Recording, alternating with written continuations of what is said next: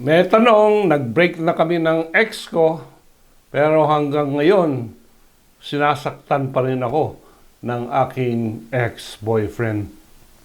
Pwede bang sabihin ng boyfriend na ang BAUSI, yung Violence Against Women and Children, ay pwedeng maihabla ko habang tayo ay may relasyon. Pero pag tayo ay nag-break na, hindi mo na ako pwedeng idemanda ng VAUSI.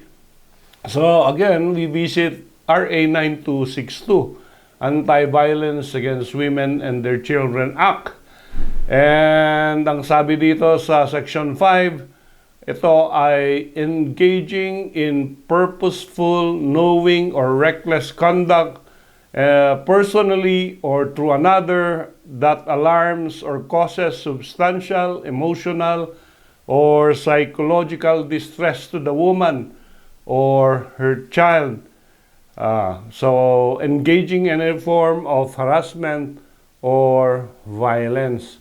And ito nga ay elements ng violence against women na sinight ng Supreme Court natin, si Justice Leonen, sa Sedanyo versus People of the Philippines.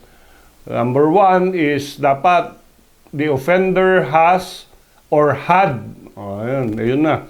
The offender has or had sexual or dating relationship with the offended woman. Number 2, the offender by themselves or through another commits or an act or series of acts of harassment against the woman. Number 3, the harassment causes her alarm or substantial emotional or psychological desires. Yung number 1 element, napansin natin na ang sabi that the offender has existing or had past.